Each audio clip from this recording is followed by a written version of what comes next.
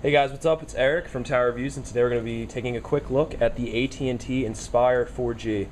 It has a design reminiscent of HTC's other devices such as the Evo 4G and even the Thunderbolt on Verizon's 4G LTE network.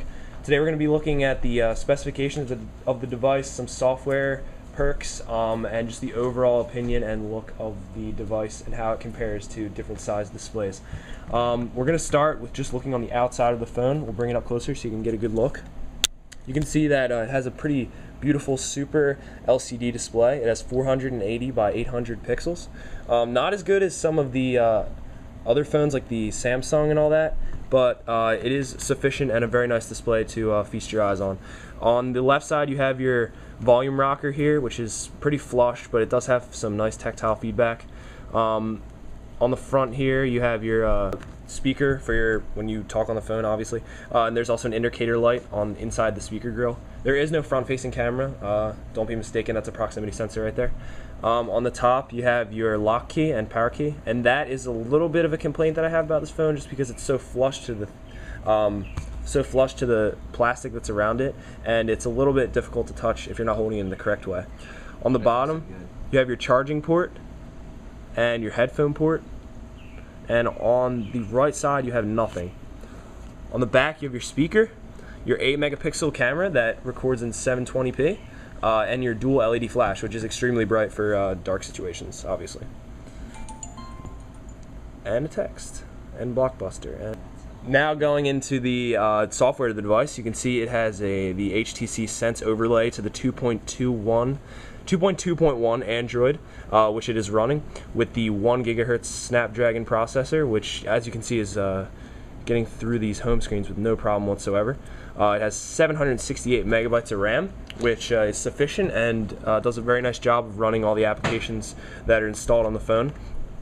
It also has 4 gigabytes of internal memory, and it comes pre-installed with an 8 gigabyte micro SD card, giving you a total of 12 gigabytes of storage. The problem with the micro SD card is that you don't get the immediate response from the memory as you do from the flash memory that's built into the phone. So something like the iPhone compared to this would, even though it has about the same amount of storage, you'd get a quicker response from the internal storage. Just something to think about. As you can see, it has 7 home screens.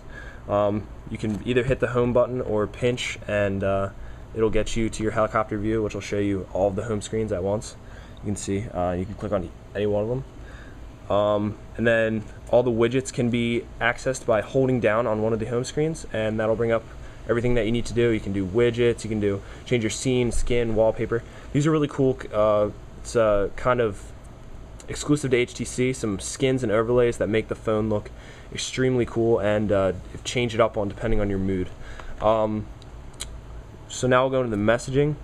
As you can see, it's pretty straightforward, which is good, but it is a very nice messaging software to use. So we'll go into a message. You just tap to add text, and then you can see that there's a very, very, very nice QWERTY keyboard in the landscape position because of the 4.3-inch display.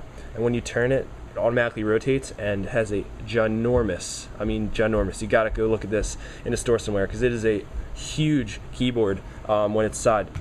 You can take a look at what the iPod 4th generation looks like. So it's pretty much like the iPhone. It is like the iPhone, of course.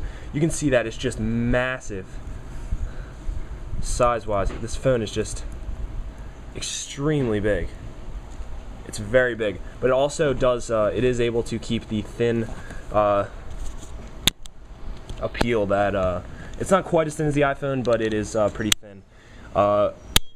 Some other over here on your left, you can see that this is your app drawer. Has all your apps. Very smooth scrolling. Processor, RAM, handles it fine. Does everything that you need it to do. You got your standard 4 touch-sensitive buttons down here, and it's your home, your menu, your back, and your search key. And basically that's all we're going to talk about now. Just a quick overview of the phone. We'll be getting more in depth with it later once we learn about it a little bit more and get used to using it. And we're also going to be receiving into our lineup a new smartphone from Verizon soon. Not sure exactly what it's going to be yet. Could be the Charge, could be the Thunderbolt, could possibly even be the Verizon iPhone 4. So stay tuned, and we'll do many more comparisons, some more in-depth stuff on the Inspire 4G, and just whatever you guys want. So make sure to let us know. Thanks for watching.